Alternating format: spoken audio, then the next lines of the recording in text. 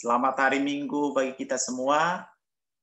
Kita percaya ketika kita terus menghormati Tuhan, firman Tuhan berkata bahwa Tuhan menghormati orang yang menghormati Dia. Amin.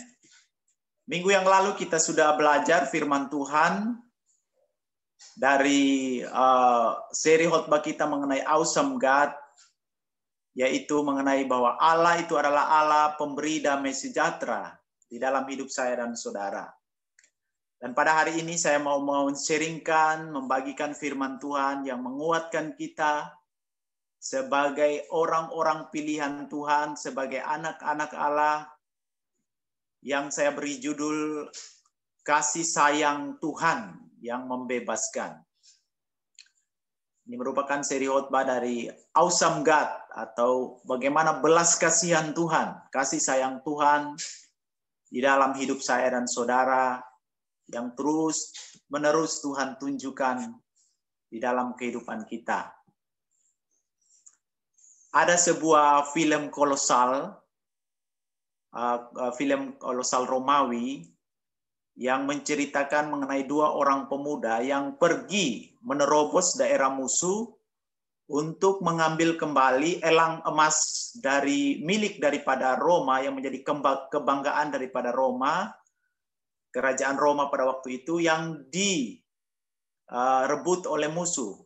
Nah, di tengah cerita mengenai film itu ada pertarungan antara gladiator. Dibawalah gladiator, yaitu satu yang bertubuh tegap tinggi dan besar, dan satu ada seorang budak yang lemah dan tidak mau melawan atau mau berperang menggunakan pedang.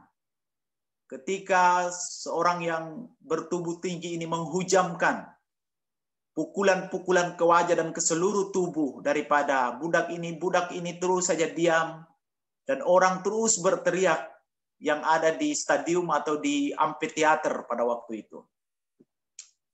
Dan ketika pria yang bertubuh tegak ini, bertubuh besar ini memukul budak itu, lalu budak itu jatuh, dan dia tinggal menunggu aba-aba daripada penonton, apakah dia harus dibunuh atau dihidupkan atau dibiarkan hidup, dibebaskan hidup, gitu ya.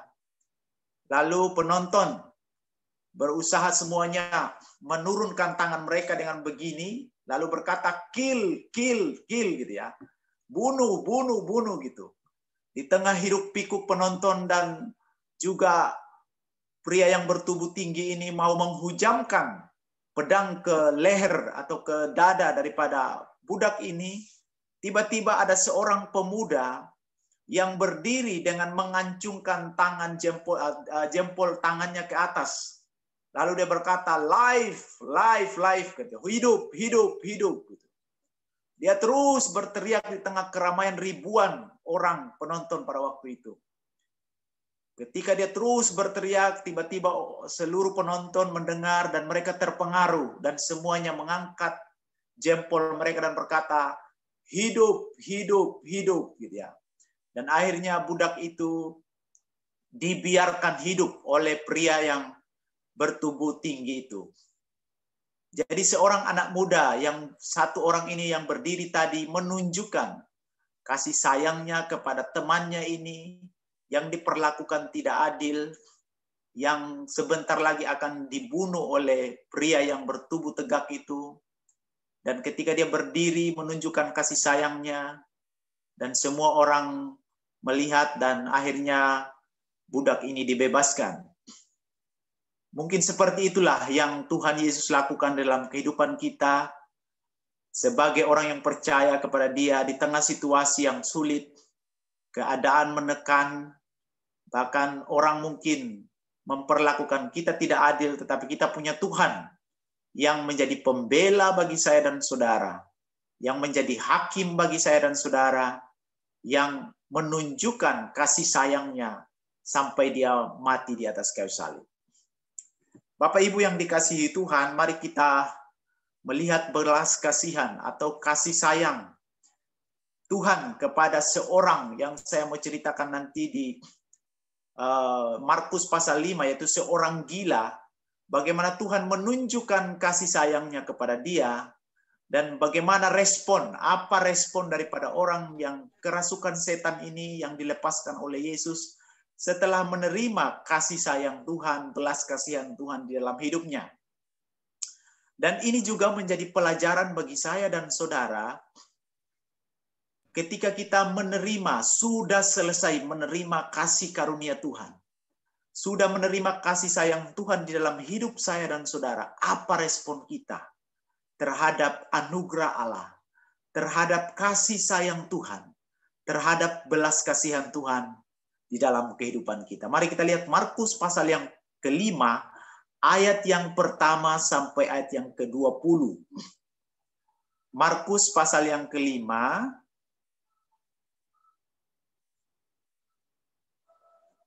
tidak dimasuk ya. Di situ ada Markus pasal 5, saya bacakannya dari sini. Demikian firman Tuhan. Lalu sampailah mereka di seberang danau di daerah orang Gerasa. Baru saja Yesus turun dari perahu, datanglah seorang yang kerasukan roh jahat dari pekuburan menemui dia. Orang itu diam di sana dan tidak ada seorang pun lagi yang sanggup mengikatnya, sekalipun dengan rantai, karena sudah sering ia dibelenggu dan dirantai, tetapi rantainya diputuskannya dan belenggunya dimusnahkannya, sehingga tidak ada seorang pun yang cukup kuat untuk menjinakkannya. Siang malam ia berkeliaran di pekuburan dan di bukit-bukit sambil berteriak-teriak dan memukuli dirinya dengan batu. Ketika ia melihat Yesus dari jauh, berlarilah ia mendapatkannya, lalu menyembahnya, dan dengan keras ia berteriak, "Apa urusanmu dengan aku, hai Yesus, anak Allah yang maha tinggi? Demi Allah, yang jangan siksa aku." Karena sebelumnya Yesus mengatakan kepadanya, "Hai engkau roh jahat, keluarlah dari orang ini." Kemudian ia bertanya kepada orang itu, "Siapa namamu?" Jawabnya, "Legion." Artinya karena kami banyak. Ia memohon dengan sangat supaya Yesus jangan mengusir roh-roh itu keluar dari daerah itu. Adalah di sana di lereng bukit sejumlah besar babi sedang mencari makan. Lalu roh-roh itu meminta kepadanya, katanya, "Suruhlah kami pindah ke dalam babi itu, biarlah kami memasukinya." Yesus mengabulkan permintaan mereka, lalu keluarlah roh-roh jahat itu dan memasuki babi-babi itu. Kawanan babi yang kira-kira 2.000 jumlahnya itu terjun dari tepi jurang ke dalam danau dan mati lemas di dalamnya. Maka larilah penjaga-penjaga babi itu dan menceritakan hal itu di kota dan di kampung-kampung sekitarnya. Lalu keluarlah orang untuk melihat apa yang terjadi. Mereka datang kepada Yesus dan melihat orang yang kerasukan itu duduk, sudah berpakaian dan sudah waras. Orang yang tadinya kerasukan legion itu, maka takutlah mereka. Orang-orang yang telah melihat sendiri itu menceritakan kepada mereka tentang apa yang telah terjadi atas orang yang kerasukan setan itu dan tentang babi-babi itu. Lalu mereka mendesak Yesus supaya ia meninggalkan daerah mereka. Pada waktu Yesus naik lagi ke dalam perahu, orang yang tadinya kerasukan setan itu meminta supaya ia diperkenankan menyertai dia. Yesus tidak memperkenankannya, tetapi ia berkata kepada orang itu, "Pulanglah ke rumahmu kepada orang-orang sekampungmu, dan beritahukanlah kepada mereka segala sesuatu yang telah diperbuat oleh Tuhan atasmu, dan bagaimana ia telah mengasihani engkau." Orang itu pun pergilah dan mulai memberitakan di daerah Dekapolis segala yang telah diperbuat Yesus atas dirinya, dan mereka semua menjadi heran. Mari kita berdoa. Tuhan, kami mengucap syukur pada hari ini buat kasih dan anugerah-Mu. Terima kasih buat firman-Mu Tuhan. Biarlah kami belajar dari firman-Mu. Biarlah Roh Kudus turun di hati kami pada hari ini.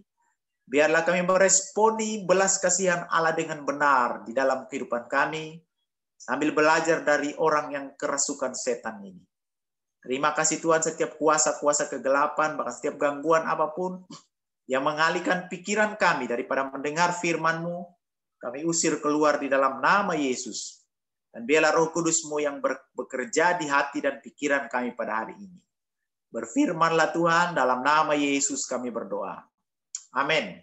Bapak Ibu yang dikasihi Tuhan, seperti yang saya katakan, apa yang kita pelajari dari kitab ini, dari Injil Markus ini mengenai cerita orang yang kerasukan setan. Hal yang pertama yang saya mau bagikan adalah kita melihat bagaimana kondisi awal daripada orang yang kerasukan setan ini, orang yang gila ini. Dalam Markus pasal 5 ayat 2-5 di situ katakan, baru saja Yesus turun dari perahu, datanglah seorang yang kerasukan roh jahat dari pekuburan menemui dia. Nah, ini berbicara mengenai bagaimana kondisi sebelum dia berjumpa dengan Tuhan.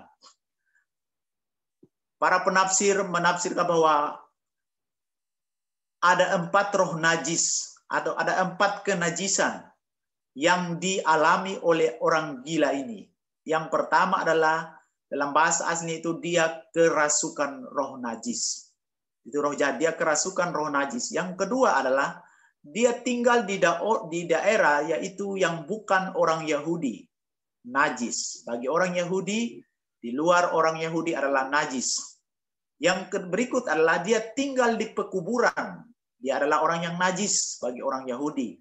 Dan yang keempat adalah dia tinggal dengan babi-babi atau di antara babi-babi. Itu adalah kenajisan bagi orang Yahudi. Jadi kenajisan yang dialami oleh orang gila adalah begitu sempurna.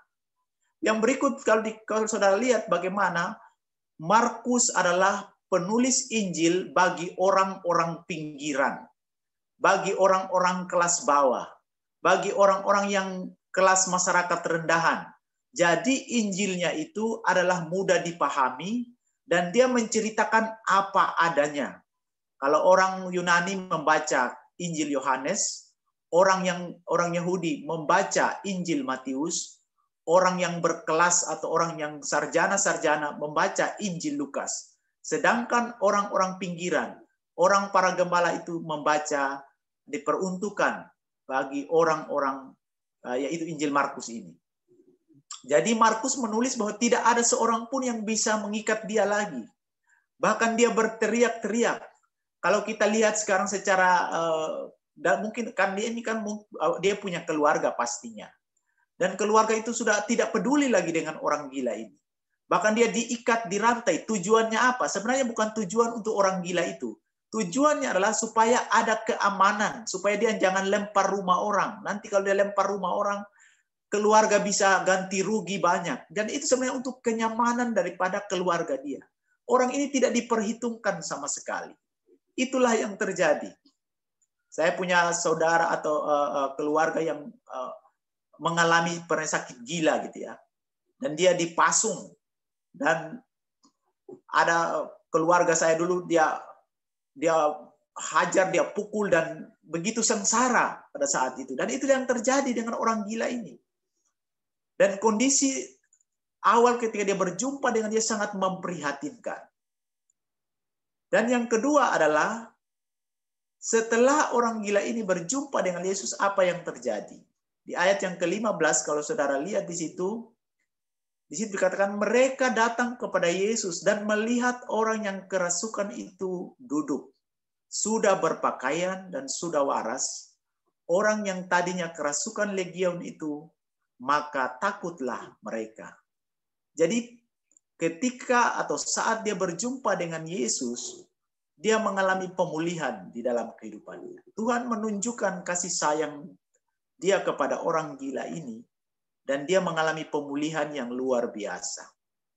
Di situ berpakaian itu mengingatkan kepada kita bagaimana seorang anak yang terhilang, yang ditunggu-tunggu oleh bapaknya, ketika dia melihat anaknya itu datang, dia mengambil jubah, dia berlari dan mengambil jubah, dikatakan dia mengenakan pakaian kepada anaknya yang terhilang itu.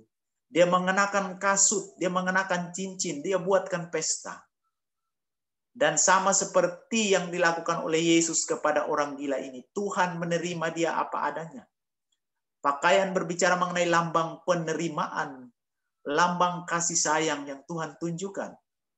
Pada waktu Adam jatuh dalam dosa, Tuhan membuatkan pakaian kepada mereka, lambang daripada kasih karunia Tuhan. Di situ juga dia duduk, di situ sama seperti dikatakan bahwa Maria duduk di kaki Yesus, mendengarkan apa yang dikatakan oleh Yesus. Jadi ketika dia mengalami pemulihan dari Tuhan, dia mau diajar oleh Yesus. Dia mau menjadi murid Yesus. Saat itulah dia mengalami pemulihan. Dan yang ketiga adalah kalau kita lihat, di situ dikatakan, sesudah dia berjumpa, atau kondisi sesudah dia berjumpa dengan Yesus. Dalam Markus pasal 5 ayat 18 sampai 20 kita melihat, pada waktu Yesus naik lagi ke dalam perahu, orang yang tadinya kerasukan setan itu meminta supaya diperkenankan menyertai dia. Yesus tidak memperkenankannya, tetapi ia berkata kepada orang itu, pulanglah ke rumahmu, kepada orang-orang sekampungmu, dan beritahukanlah kepada mereka segala sesuatu yang telah diperbuat oleh Tuhan atasmu, dan bagaimana ia telah mengasihi engkau. Ayat yang ke-20. Orang itu pun pergilah dan mulai memberitakan di daerah Dekapolis segala apa yang telah diperbuat Yesus atas dirinya. Dan mereka semua menjadi heran. Bapak Ibu yang dikasihi Tuhan, sesudah orang ini berjumpa dengan Yesus, dia mengalami pemulihan, dan sekarang dia mau ikut Yesus. Tapi Yesus tidak memperkenankan kepada dia karena Tuhan punya tujuan. Tuhan punya rencana atas orang gila ini. Tetapi yang menariknya adalah orang yang tadinya gila ini taat kepada apa yang dikatakan oleh Yesus. Dan dia pergi memberitakan. Di situ dikatakan daerah Dekapolis. Dekapolis adalah daerah 10 kota. Jadi dalam saat itu juga dia menginjili atau memberitakan Injil apa yang diperbuat oleh Tuhan atas hidupnya dalam 10 kota Dekapolis. Nah, apa yang kita belajar? Menjadi pertanyaannya bagi saya dan saudara adalah apa yang kita pelajari dari cerita kondisi sebelum berjumpa dengan Tuhan, kondisi saat berjumpa dengan Tuhan, kondisi sesudah berjumpa dengan Tuhan. Apa yang kita pelajari sebagai orang yang percaya juga kepada Yesus, yang Tuhan telah menunjukkan kasih dan sayangnya kepada saya dan saudara pada saat ini. Mengapa Yesus harus menerjang badai yang begitu besar? Kalau ayat sebelumnya itu berbicara mengenai Yesus bersama murid-muridnya menyeberangi Danau Galilea, dan di tengah-tengah danau ada badai yang besar yang hampir menenggelamkan kapal itu. Lalu di pasal yang kelima, Yesus berjumpa dengan orang gila ini. Nah, apa yang membuat Yesus harus menerjang badai yang begitu besar? Sepenting apakah orang gila ini di mata Tuhan? Sehingga dia harus menerjang badai yang besar hanya untuk membebaskan satu orang ini. Apakah tidak ada orang lain gitu ya, yang lebih waras atau yang lebih punya segala-galanya? Kenapa harus orang gila ini? Yang pertama yang saya mau kita alasan daripada Yesus adalah karena dia adalah gambar Tuhan.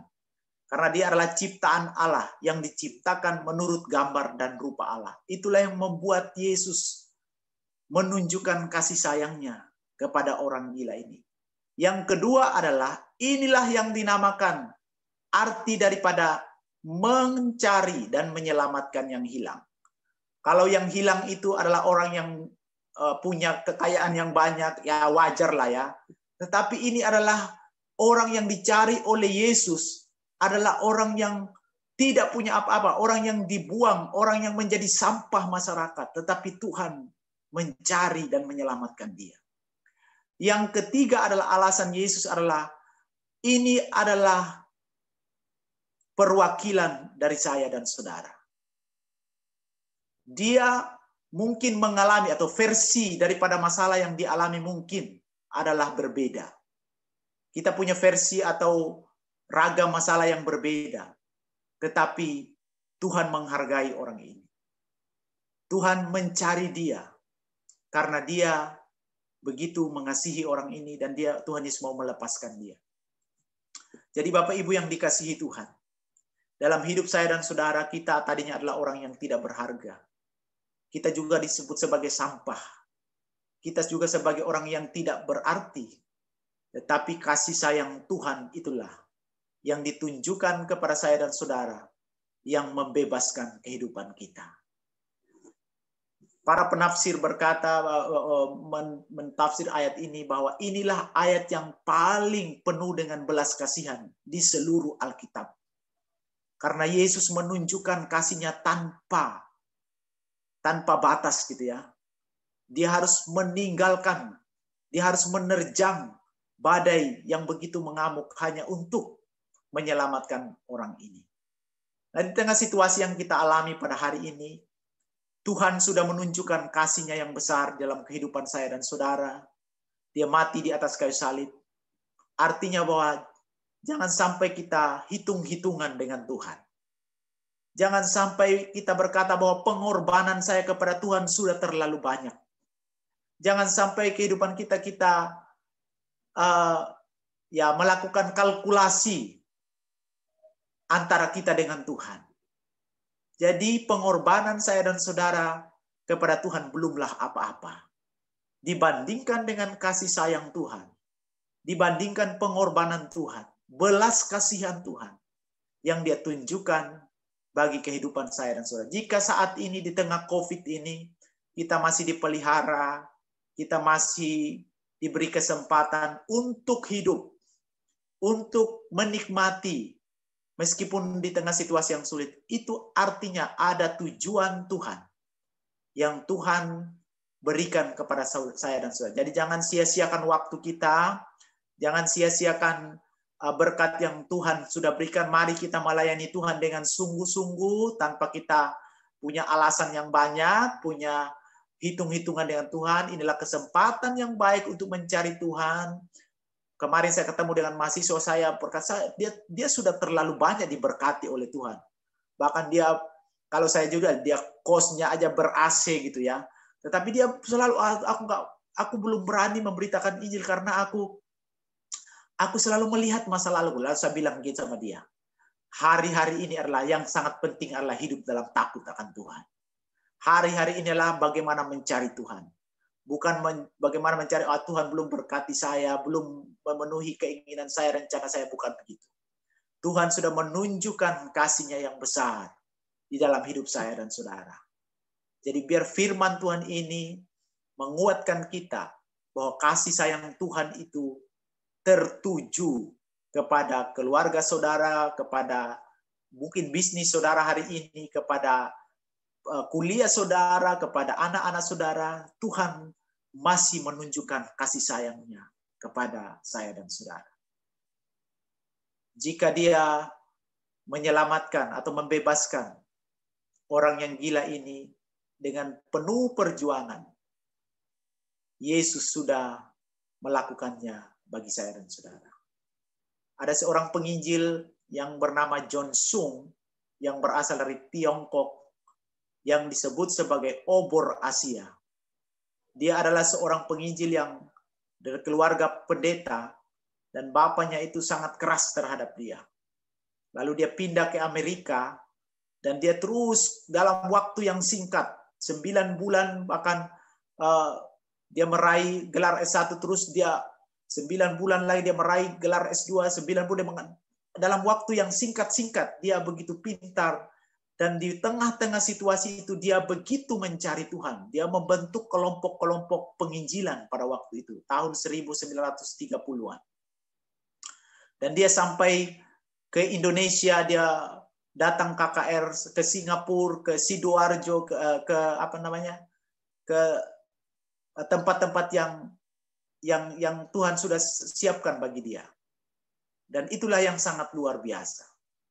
Dan dia punya belas kasihan yang begitu besar untuk kembali ke Cina. Dan di tengah perjalanannya, di tengah laut, pada waktu itu dia membuang semua ijazahnya kecuali ijazah doktornya. Dan dia kembali ke orang tuanya. Dan orang tuanya begitu terheran-heran karena dia berkata, saya pengen melayani Kristus, saya pengen melayani Tuhan.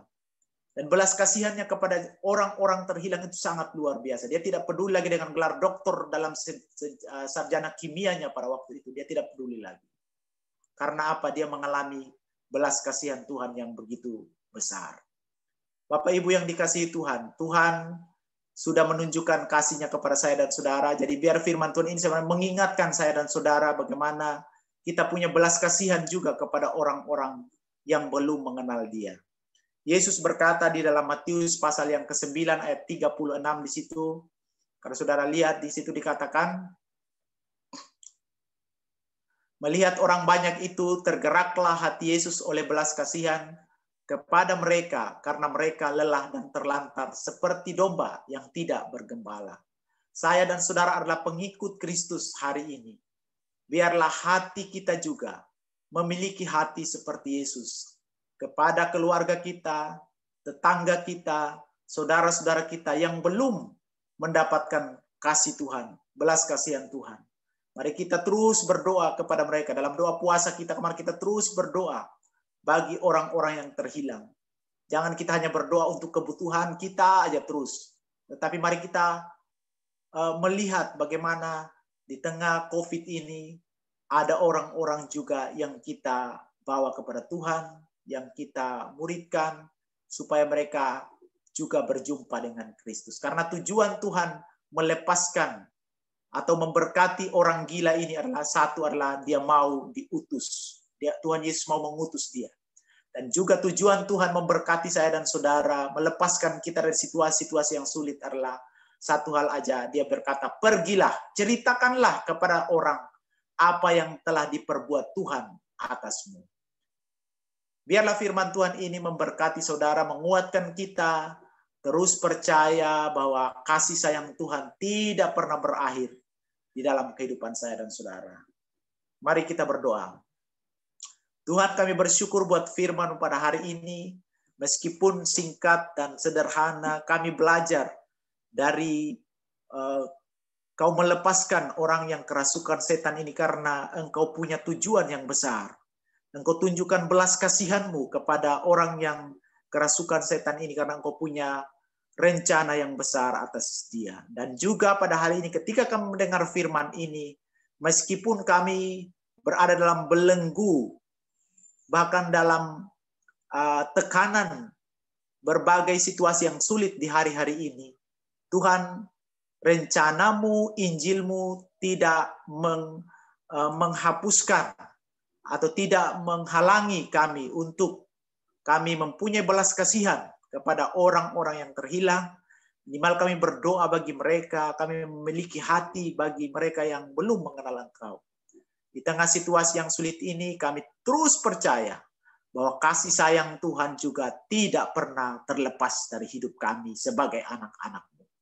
Berkati seluruh jemaat, mungkin ada yang mengalami masa sulit pada hari ini, ada yang mengalami masa kesesakan dalam hati mereka, bertanya-tanya mengenai arti kehidupan mereka. Engkau sudah menunjukkan kasih sayang-Mu kepada cerita daripada orang gila ini.